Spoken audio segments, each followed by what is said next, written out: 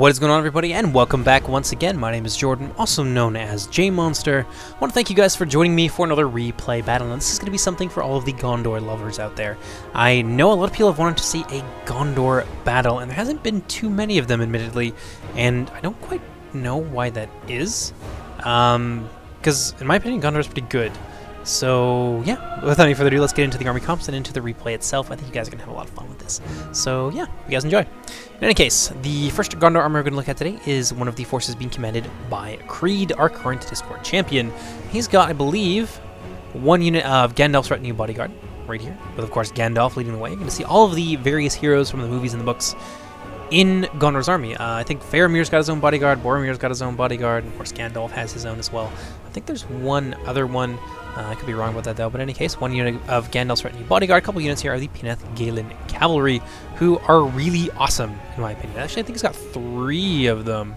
So he's really gone hard on the cavalry. This is going to cost you a little bit more. They are capped at 2, I believe. So you won't be able to just kind of hammer on the Peneth Galen cavalry, but they are really strong medium lancers. And they got this because Gondor lost its Gondor Knight unit. So these guys are there as a replacement.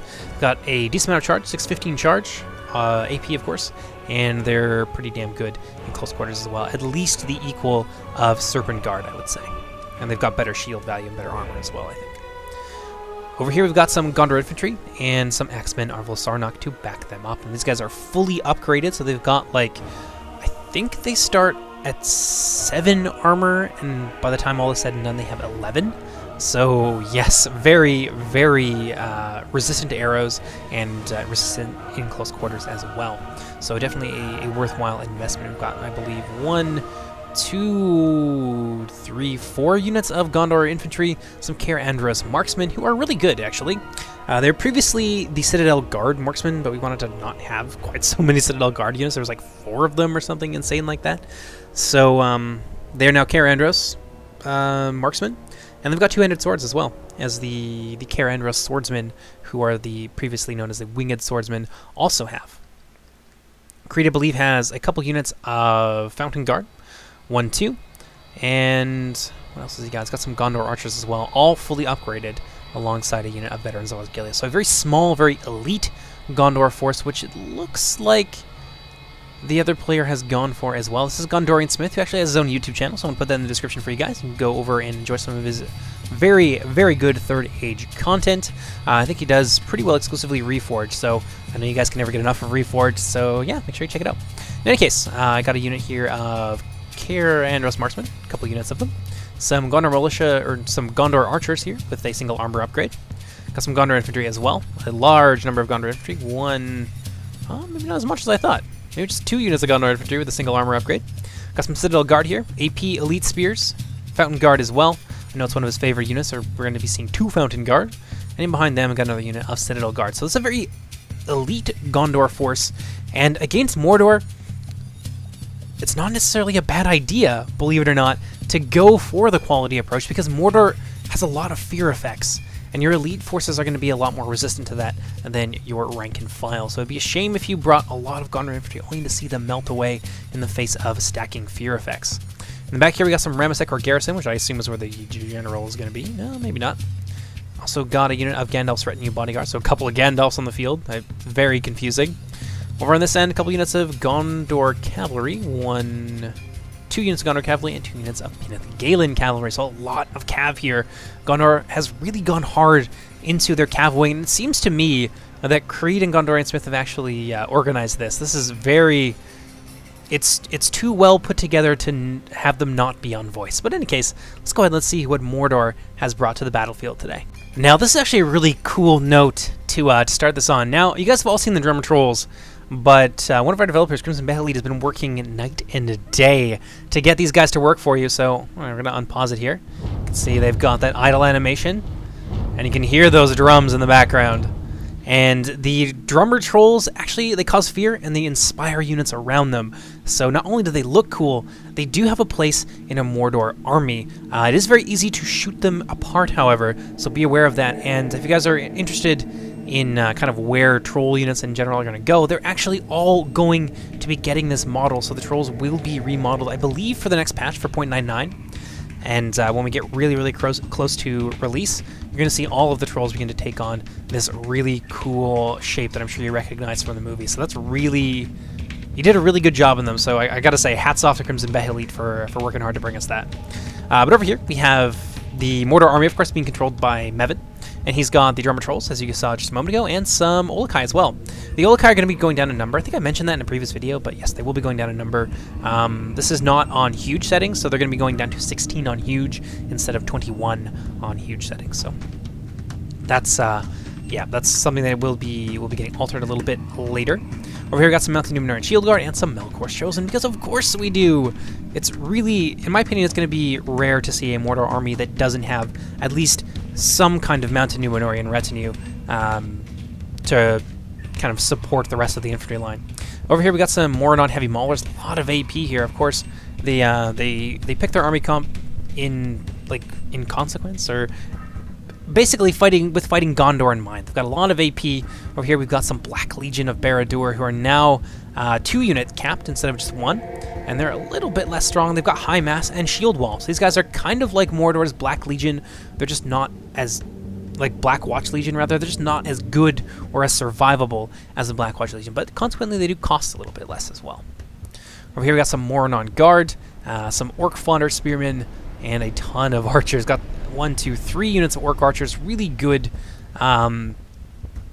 They have, I believe, 5 missile damage, and they've got a lot of numbers, so if you're looking for just a quantity approach over quality, this is definitely your go-to, and I think that they will serve you pretty well. But I think that does it for Mevin's army, so let's go ahead and let's see what his ally has brought here. This is Lango. They're actually clan members or something like that. I don't know. I'm sure they're associated with each other in some way, I assume because of the name. And he's got 3 Orc Archers as well. A lot of Orc Maulers, tons of Orc Maulers. Looks like they've really coordinated their forces. Got some Orc Maulers as well. Moradon Heavy Maulers, I think is what the other unit is called. Yeah, he's got some Orc Maulers. And Minas Morgul Bodyguard in the back here. You can see I have a custom skin. Unique to Mordor. It's like the Uruk model with a big red eye and like black tinted plate. He's got some Black Legion of Barad-dur as well, in addition to his own unit of Olokai. I think he's got some Drummer Trolls hanging out here somewhere. No, he's got Mountain Trolls, in fact. Some Mountain Numenorian Shield Guard, a unit of Temple Inquisitors, and a couple units of Orc Fodder as well, and some Orc Javelins. They got a lot of spears here, 2 units of Orc Javelins, in fact, and some Minas Morgul Chosen. I think maybe they'll have some Shadow Guard or something mixed in here as well, but yeah, it's a pretty damn cool Mordor force here. So without any further ado, let's jump to the replay. Alright, and a brawl is surely brewing here as the Mordor forces march across the plains towards their most hated rival amongst the kingdoms of men, the forces of Gondor. And you can hear those drums of war beating hard in the background as the drummer trolls shepherd the forces of the Dark Tower to war. Let's go ahead and let's fast forward just a little bit here. You can see the Orc Archers moving forward, getting ready to begin to skirmish with the Gondorian line. Now the Gondorians have invested a lot into their skirmishers and into their cavalry, so in terms of skirmishing power and cavalry, just numbers of cavalry, the Mordor forces are definitely at a disadvantage, but they do have those fear effects working for them, and a ton of AP here that they're going to be able to use to great effect against those heavily armored Gondor footmen. And of course, in the skirmish fight, they've also got the numbers, so they can just continue to soak up this arrow fire in the place of more important units. Looks like Creed is going to be very aggressive here with his cavalry. He's going to move forward with his 3 companies of Pinnith Galen cavalry, charge all along the line. Actually, one of them is actually going to begin to fall back, but the other 2 are going to drive home. Oh, maybe not. I think with those Olokai there, the Pinnith Galen cavalry are maybe rethinking it. Now they're going to be kind of trapped out in no man's land, being shot down by those Orc Archers. Over here, the Pinnith Galen cavalry, one of the companies, however, stayed true to the course, and they charged headlong into those Orc Archers, and they're just cutting them down left and right. Truly a beautiful sight here, and this is really, I think, what the Gondor players want to do. If they can destroy the Orc Archers and either render them ineffective or run them off the field completely, that's a big advantage for them moving in to the mid-game, especially in the late game. If they manage to hold on to a lot of their archer companies, they can shoot the Mordor forces to death. And of course, most of those units do count as decent infantry. The Carrot Andros marksmen in particular with the 2-handed swords are very good. So yeah, this is definitely the kind of aggressive play that I think the Gondor forces really need to enact. This is the kind of strategy you want to have, I think, moving into this. Because if Mordor can get in there with those numbers, look, he's got some Numenor and Shadow Guard here moving forward. Looks like that's not the entirety of Mordor's skirmish force. They do still have a card to play in that regard. Another unit of Numenor and Shadow Guard over here as well, firing into the Peneth Galen cavalry, who are they really do not need to be walking here. This is not a good place for them to be. And now with those fire arrows coming in, I think we might see this company rout very, very soon. Oh, wow, look at that. Their morale didn't even flinch. Peneth Galen cavalry. Looks like Creed might wheel them around for one final glorious charge into the front of the Orc Archers, and it looks like the rest of the Mordor forces have kind of held their ground so far. They're content to let Gondor come to them, and try and leverage the advantage of some of their more powerful skirmish forces, and of course their quick-moving trolls and their own cavalry. Black Legion of Barad-dur slowly moving forward, but that's going to be the end for the Peneth Galen cavalrymen. They're going to lose hard and begin to flee back towards the safety of their front lines, although they have managed to do a fair amount of damage to the Orc skirmishing forces here, for being totally honest. How are their forces faring in return? The Gondor archers very nicely spread out, and with that plate armor, Gondor has the advantage here. They are, in the books, Gondor are famed for their bowmen, surprisingly enough, sporting some of the finest archers in Middle-earth, definitely some of the best trained and armed. And that's really being shown here on the battlefield today. The Orc archers, not a match at all for the Gondor skirmishing forces. Let's see what we got over here. A lot of Moranon heavy maulers holding position here alongside their Black Numenorian commanders, just waiting, staring down Gondorian Smith's cavalry, who have yet to be activated. Speaking of cavalry, what do we got here? Gandalf's retinue moving forward to threaten those Orc archers, try and drive them back. Even if they don't charge home, they do distract them long enough for Gondorian Smith's archer companies to potentially regain the advantage. What do we got over here? Those Orc archers just getting themselves shot to death. So far, this has been a really good battle. There's two experienced players across the way from Mordor, and I haven't really seen too much of either of these two players, so I was a bit concerned, if I'm being totally honest, that they wouldn't be able to stand up to the experience and micro of the Gondor players. But so far, they've done well. They've defended their front lines reasonably well, and they've managed to take out at least one or two companies of that Peneth Galen cavalry and deal some damage to the others. So all things considered, very nicely done so far by the Mordor forces. They've done everything, I guess, that I would do if I was in their kind of situation. What do we got here? Over here, Mevin's Orc archers trying to straighten themselves out a little bit. Just the constant pressure being put on them by the Gondorians has really started to take its toll. They haven't really been able to do a lot of damage in return to the Gondor forces. Of course, they would want to fire into these Fountain Guard and things like that, but most of the Gondorian skirmishers have really been well managed at this point. Now these Orc archers are getting themselves a little bit too far forward, and it looks like Gondorian Smith is going to try and make them pay for it, but Mevin's going to see it coming miles away, and he's going to pull back with his Orc archers, although Gondorian Smith really going for it here, very aggressive. That's going to bring him in range of the other two companies of Orc archers. They're going to be able to fire a volley into the rear of those Peneth Galen cavalry, and they are going to kill three of them. What do you know? I love that drumming noise. I mean, you definitely know that the troll drummers are there when you hear that doof, doof, doof, doof.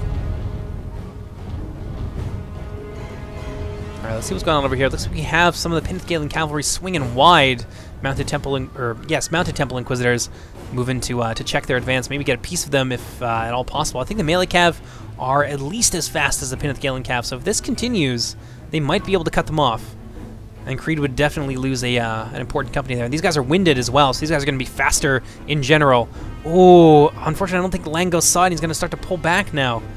What's he got over here? Some Mountain Numenorian Shield Guard. Okay, I thought that was some Peneth Galen cavalry.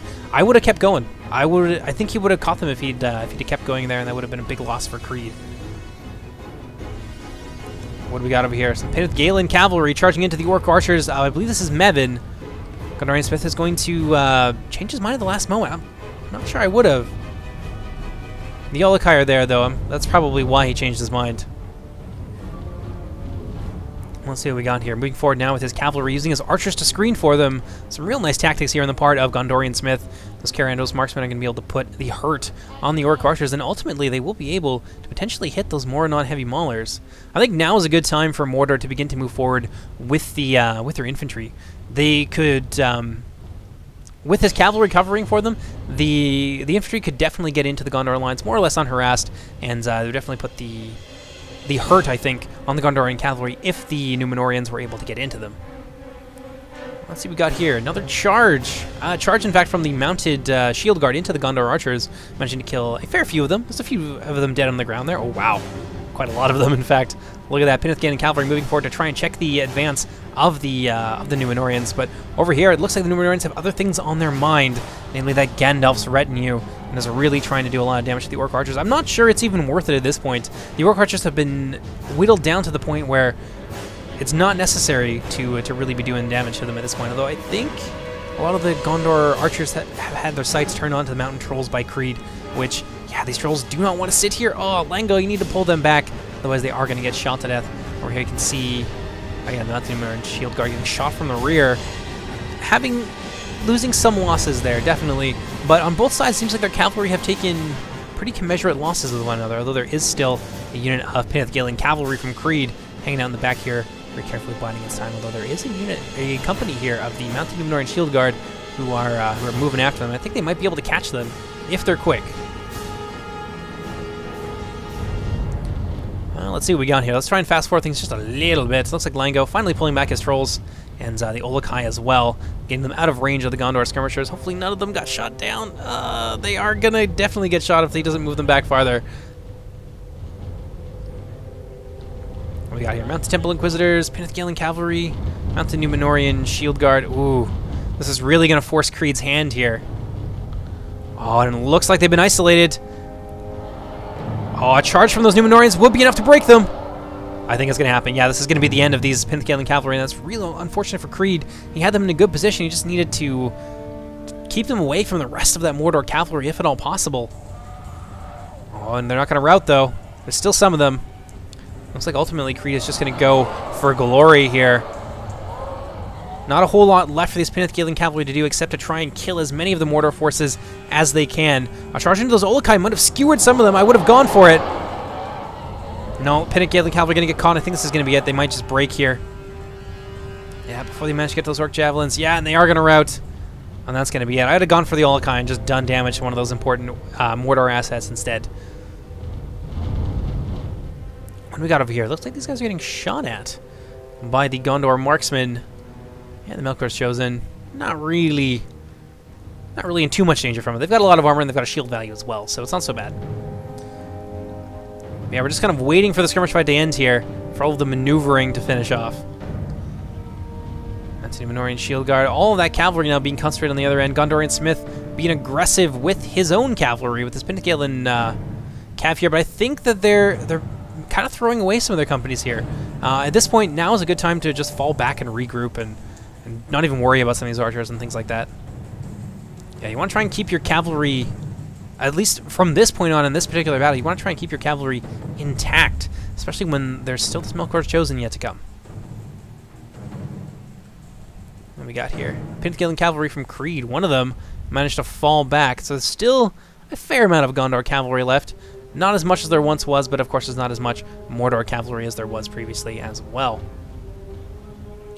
Mounted Númenóreans right here in particular being cut down to less than half their original size. And it looks like now finally Mordor is going to go for that juicy infantry fight. And it's going to be interesting to see how this plays out. This is very much quality versus numbers, and I haven't seen this battle. I haven't even looked it over. So as a developer, I'm curious. I want to know how this works out, because we've definitely tried to emphasize the strengths of certain factions against one another, and quantity is one of the strengths of the Orcish faction. So it'll be interesting to see how that pays off.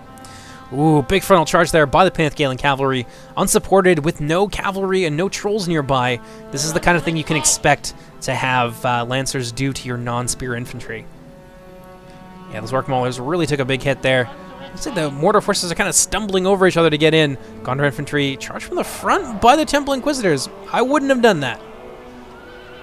Yeah, there's no reason for the Temple Inquisitors to be making frontal charges on infantry units. I don't think that was probably the wisest decision. But look at this. Let's slow it down here. All along the line, glorious melee has been joined. Orc Maulers alongside Black Legion of Barad-dur, who inspire the units around them to greater feats of courage. Charging their way into the front of a Fountain Guard line backed up by Gondor Infantry. This is an iconic Lord of the Rings matchup that I'm sure a lot of you have been waiting for, and I'm happy to be able to bring it to you today.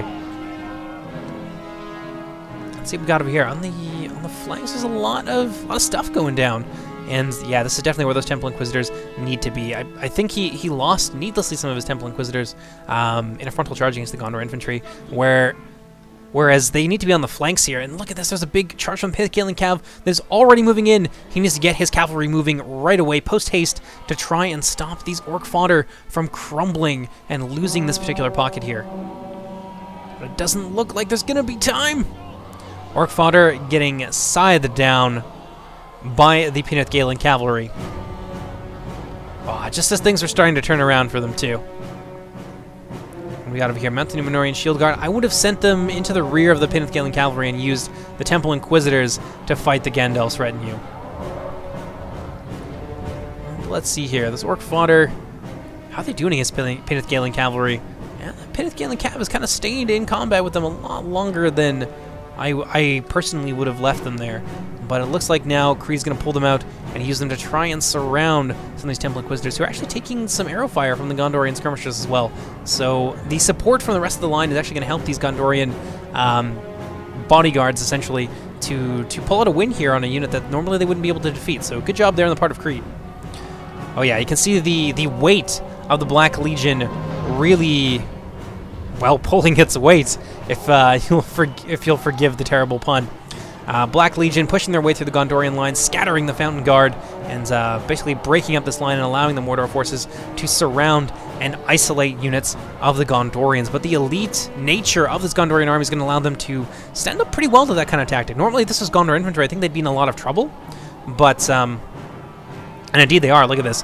Gondor infantry here thinking about routing, but they definitely chose their forces well in this particular instance. You want to try and have a hardened elite corps, I think, against Mordor when at all possible, to avoid the kind of fear effect stacking that Mordor can bring to bear.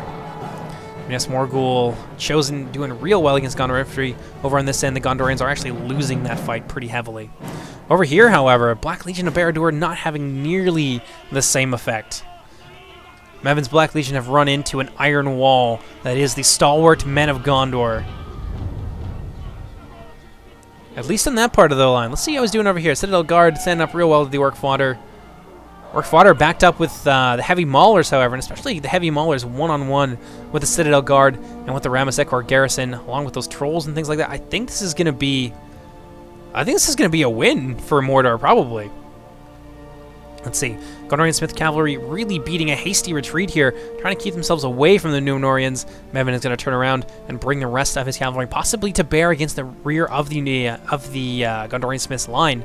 And if he manages to do that, one hammer and anvil charge, it would run these Ramessekor garrison off the field. They do not have the morale to stand up to that. Although, of course, with these Olokai coming in from the rear, it might just be the same effect.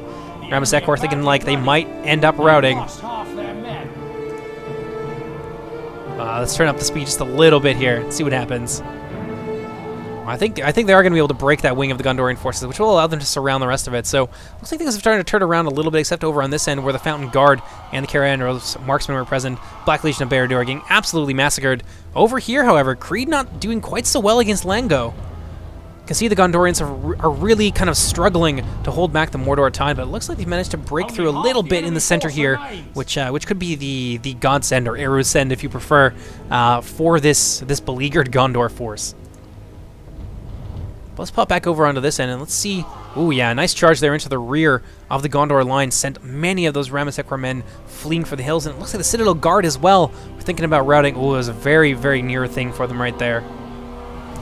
Got some Gondor archers getting tied down in melee by the Olokai. And there's still the cavalry of Gondorian Smith has been zoned out for so long that Mordor was able to do its fine work on the infantry line. And now Gondorian Smith is kind of on the back foot. It seemed to me like in the earlier stages of the battle he was very much in control of basically everything. He was able to kind of pick terms of his engagement. He had more cavalry. He could be more aggressive with his cavalry, and he had the archer advantage. But now it seems like a lot of that has turned around thanks to just the Mordor numbers here. Although for how much longer that's gonna be, we'll see. Moving back over to the other end, you can see some of Creed's Gondor infantry routing in the face of possibly the Olokai and also the Minas Morgul Chosen. I think the Minas Morgul Chosen inspire fear. It could just be that they inspire units around them. But over in the center, the Gondorians, it seems about equal. There's a lot of Mordor forces left, and now that these Minas Morgul Chosen are flanking the Gondorian infantry, and it looks like some of the Orc Javelins being brought to bear as well against the Carandos Marksmen and the Fountain Guard. That could be the deciding factor here. Maybe these two armies will essentially wipe each other out. Or maybe Mordor will come out on top, because it looks like Mordor on the other end is going to be able to pull off a win, potentially. Especially if Gondorian Smith can't get his cavalry working for him.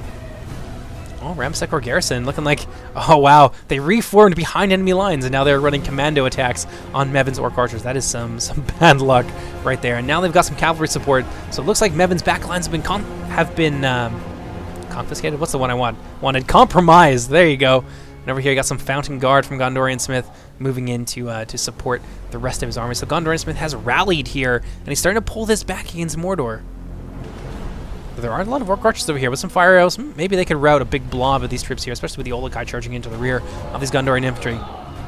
Ooh, yeah, we can see some routing here. Gondor Archers fleeing. All this Gondor infantry might be soon to follow. Oh, one of the Mordor generals just fell. I think that might be Mevin's. What do we got here? Big charge from the mounted Númenórean cavalrymen into the Gondor cavalry, but those Fountain Guard nearby going to be able to pick up the slack, and oh, those mounted Númenóreans going to run smack into those Fountain Guard. Well, that is not going to be fun for the Númenóreans. You can see them really start to fall there. The Fountain Guard are AP, and they've got some high cavalry bonuses, so that little lapse there with his shield guard is going to cost Mevin quite dearly. Over on this end, how is Creed holding out? It's still looking real even here. Lango, the Orc Javelins, now some all remains of the Mountain Trolls, and those Olokai, trying to beat down the veterans of Osgiliath and the rest of the Gondor elites. Looks like the Troll Drummers are in there as well. They're so huge. They're so much bigger than other Trolls. I love it. I can't wait till the rest of the Troll units get that amazing model and reskin that Crimson Behelit has made for us. So we've got some breaking over here. Finally, the Gondorians managing to pull it back. Gondorian infantry and the Axemen of Lestar not going to be able to roll up the rest of the line here, and Lango's going to find himself in a lot of trouble. I don't know if he's got a whole lot left over at this point. What do we got here? Still a lot of Melkor's Chosen, though. And Gondorian Smith has suffered quite grievously. Was he going to catch them? Oh, he is. Again, I'll threaten you, bodyguard. Going to take a charge from the rear by the Melkor's Chosen. They're going to get cut down to about half size real fast. And those Melkor Chosen need to get out of there as quickly as possible, especially in the face of some of these elite Gondorian spears. The Fountain Guard, oh man, they can take it. They can take these guys on real nicely. As you can see here, Fountain Guard just skewering those Melkor's Chosen. Really nice pincer movement here on the part of Gondorian Smith. Gotta hand it to him for that. Over here, the Mountain Númenórean Shield Guard coming in from the rear against the Gondor Archers. Maybe a nice charge that will be enough to rout this blob of Gondorian infantry, especially with those Olokai in place. Ooh, and now with the Melkor's Chosen coming in on the other end, ooh, this could be a big rout here for the Gondorians. Carandros Marksmen, ooh, even the Marksmen not having a good time. Gondor Infantry and the Carandros Marksmen both shaken. Yeah, there's some reinforcements coming in, especially with the Fountain Guard. The Fountain Guard inspire units around them. They're going to be able to help the Gondorians keep pace with the remaining Mordor forces, but the Gondorian general just goes down. With some opportunistic cap charges here, Mevin could turn this around, especially with some fire arrows. Yeah, look at this. Just relentless charges here. It's going to be enough to rout a lot of those Gondorian infantries. Carandros Marksmen might begin to flee as well. Let's see what we got here. One big charge might be all that it takes into the Citadel Guard.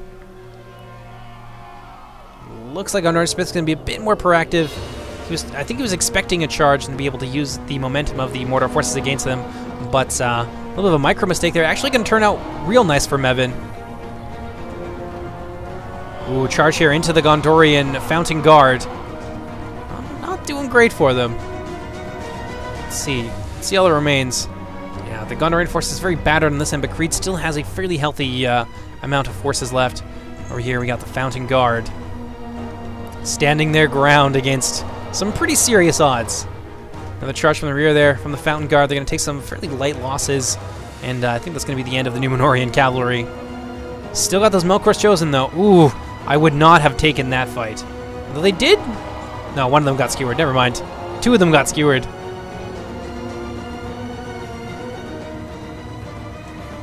The Citadel Guard just getting massacred.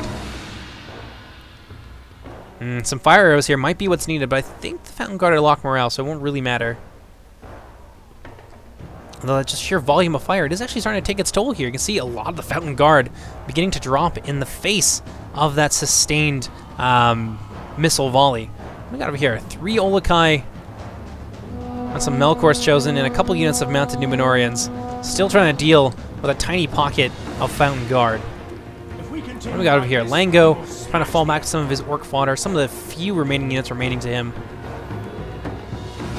Let's see what he's got left. I wonder what happened to all of the Shadow Guard and things like that. Oh, I guess they got dead by some cavalry. Real unfortunate. They'd be really nice to have at this late point in the game.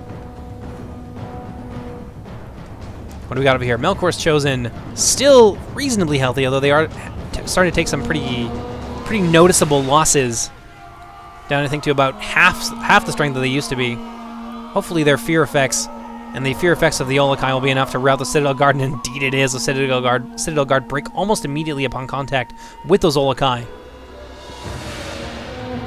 Big charge here. Oh, from the Melkor's Chosen into those Fountain Guard. It's going to wipe out most of them. That's going to be the end of Gondorian Smith's army. Pretty damn good 1v1 right there. But over here, Creed, victorious, slowly moving forward, but one of the things he doesn't really have are spearmen. Fountain Guard are quite thin on the ground for Creed at this point, so if Mevin can leverage those Melkor's Chosen, Mordor is still in this. That Mordor, like I said, they rely on their elites. I don't know if I said that this battle, but I've definitely said that before. And they rely very heavily on their elites, and their elites can turn the tide of battle. I think we're gonna see that here. Yeah, look at this. Melkor's Chosen now bearing down on the infantry. Creed gonna try and counter with his Fountain Guard. Ooh, big charge in the front there. Ooh, that's gonna be not great for those Melkor's Chosen. Yeah, they're now down to just 3 of them from the 9 they had before. That was a big mistake there. I don't know if 3 of them are enough to change the course of battle here. There's no reason to charge into those Fountain Guard. Could have just gone around them and gone right into the infantry, and really had a big impact in the battle. But yeah, big mistake there, I think. Oh, what do we got here? Rear charge into the veterans of Osgiliath. They're going to get charged at the same time by some orc fodder who are going to break nearly immediately. Still some Carandros marksmen left. Oh, trying to support the infantry line. But these slippery cavalrymen are going to be able to get in there and get out again. One mounted Númenórean cavalry still lying in wait. Yeah, big charge there from the Axemen of Lasarnak can be enough to cut down all the remains of those Olokai. Charge here. Ooh, a nasty charge by those Melkor's Chosen into the Axemen of Lasarnak, who are extremely isolated right now. That's going to be enough to rout them. Again, it's those fear effects at work. Mordor is really very much the king of morale shocks. If you guys are familiar with Igni Feroque, they are the Papal States of factions. Oh, finally one of those Melkor's Chosen dying off. Creed kind of circling the wagons here, trying to defend all the remains of his infantry from these 2 marauding horsemen. Ooh, look at that. One of the Lancers coming in. Melkor's Chosen on the other end, trying to get a piece of those Carandros marksmen. Ultimately, this is not a fight that Mordor can win, but they're just going for numbers. Oh, looks like Creed's general just went down. Oh, I will be amazed. Oh, those Axemen of Lasarnak routed almost immediately, too. Oh, this is really not looking great for Creed. If only there were some more spear units left over. I mean, we saw what spear units can do to the cavalry. The cavalry are countered quite hard by archers and by spearmen, which is the 2 things that Creed does not have in abundance at this point. Let's fast forward. Let's see what happens. Oof. Carandros marksmen just endlessly trying to shoot at them, but the Fountain Guard not going to be fast enough, I don't think.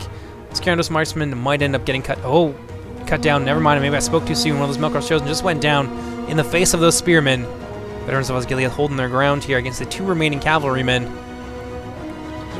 Oh, and there goes the Mordor general, which leaves just 1 unit of mounted Numenorian shield guard. A little bit of lag there.